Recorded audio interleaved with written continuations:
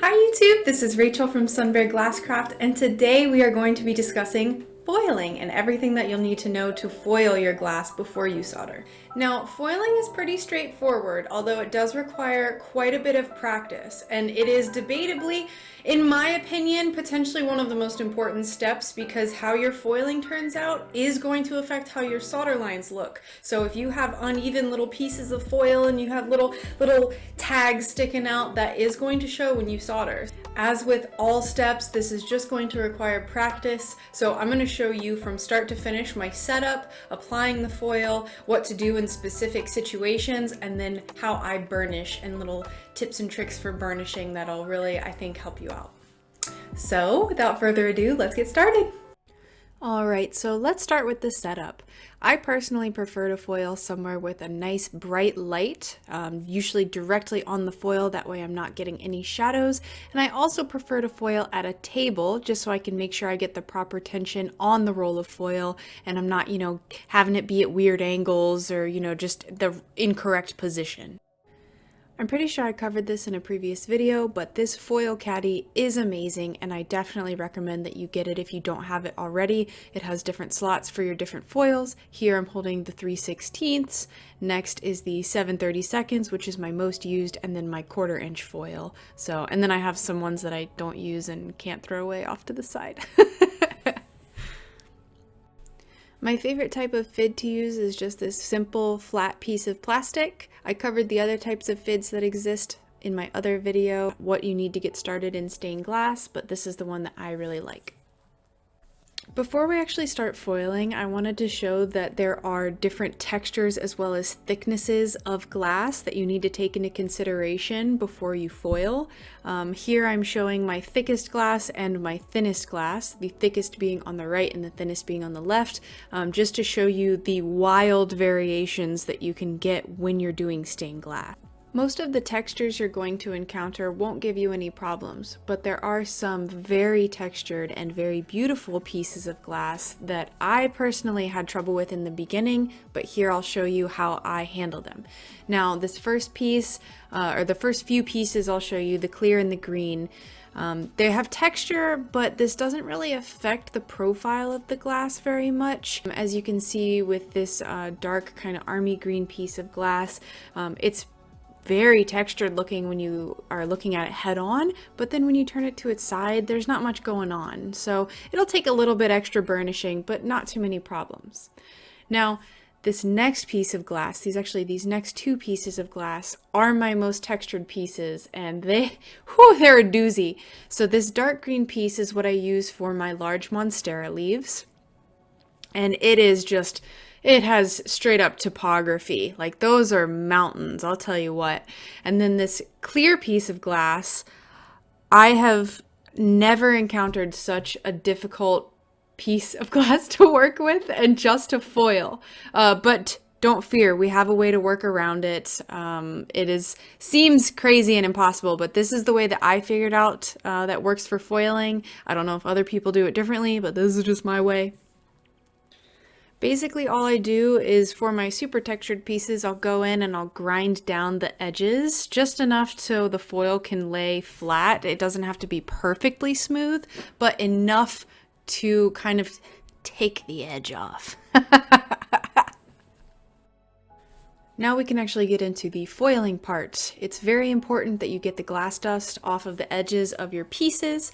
I use a damp microfiber towel to get all the dust off and just make sure the surface is nice and clean.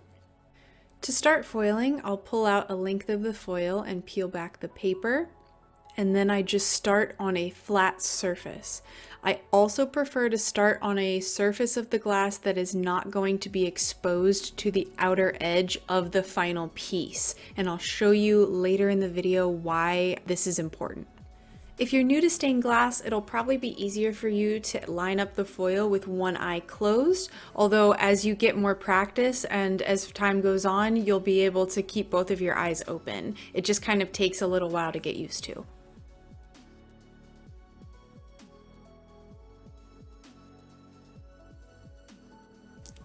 Now that your foil has been applied, you need to crimp down the edges. You can either do a pinching method like this, or you can do what I have coined the Ziploc method, where you pinch on one end and then just run your fingers down like a Ziploc baggie. It's up to you. I think the Ziploc method is easier if you have really calloused fingers. For normal pieces of glass, I prefer to start burnishing on the outer edge, as you see here. Once the outer edge has been burnished, then I will go in and smooth out the wrinkles on the face of the glass.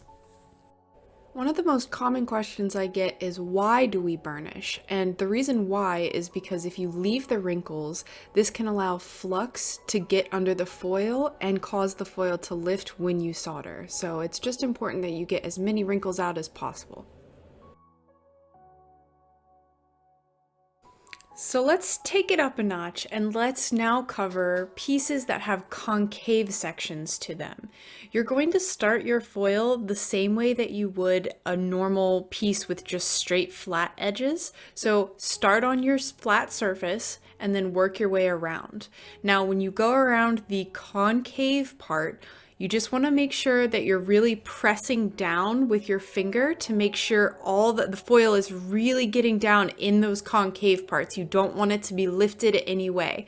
I like to go in and look and make sure I can't see underneath the foil, because sometimes it happens. Sometimes you just don't press it down enough and you have a little gap. So definitely make sure you're pressing down. What I'll do is I'll press down with that left hand or the left finger as I go.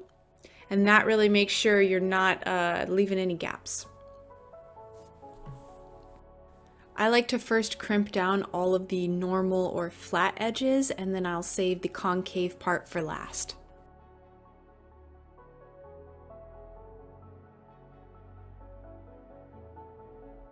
What you're going to want to do for the concave part is rub your finger on the foil, and what you're going to do is you're going to heat up the foil. Copper is very conductive, so you're going to heat that foil up. It doesn't take very much, and that's going to make the foil really malleable. And what I do is I press down not with the soft part of my finger, but with my fingernail as I'm rubbing the foil.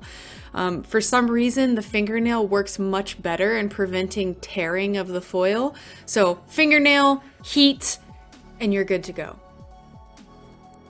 I've also included a clip of a piece that has a far greater angle, so it's much more difficult, but if you're just patient, you can really make this work for you and really prevent those tears in the foil. Now, in the event that you do tear the foil, what I like to do is go in and patch the pieces if the tear is bad enough. So I either will refoil that section of the piece, or I'll just go in with my X-Acto knife and cut down the corners of it. So there still will be a tear, but it just won't be as severe. I unfortunately did not get any footage of this, so I can definitely do that in the future. I hope that my description is good enough, but patching is usually what I do because I do not like to have really deep tears in my foil because it's very obvious when you're soldering. I burnish pieces like this differently than a normal flat edge. What I do first is lightly burnish the faces and then burnish the edges. I find that if I burnish the faces a little bit first, that prevents the foil from lifting when I go in to burnish the edge. After that, I'll go in and burnish all of the faces as normal, including the concave part, to just make sure all of those wrinkles are out. Finally, I wanted to show an up-close video of different things that you can run into when you foil. Now, this piece has a little tail that's kind of sticking out. I point to it up here, and I will go in with an X-Acto knife and cut that off because it is very visible, at least to me, when I solder. Here you can see a honeycomb that did not pass my quality control check. I have honestly no idea what happened to this, but you can see here there's some issues with the foil on the outer edge. You can see those little tags and like how they create these lips. Right here is the worst one on this piece that I just cannot stand it, so I didn't proceed with doing the patina to this. This has just been sitting on my shelf, which is why it's extra dusty. Earlier in the video, I mentioned that you don't want the foil to be exposed to an outer edge where the foil ends, and this is why. You can see a little bit of black coming out. That is the adhesive, and it just is not, it's really hard to solder over, and I just don't like it. Next, you'll see an example of foil that was overlapping that I didn't cut off with my X-Acto knife. Sometimes you can solder over this and it's fine, but here I definitely should have gone in and cut that off before I went in and soldered. So this piece is just, there's just so much wrong with this piece. So that is why it did not pass my quality control check. I think that just about covers it for foiling today. I hope this video helped you, and if you have any questions at all, please feel free to leave a comment down below. If this video was helpful, please leave a like, consider subscribing, and then I also have my Patreon and PayPal down below if you would like to help support me in that way. Until next time, I will see you all later, and I hope your projects are going well. Bye!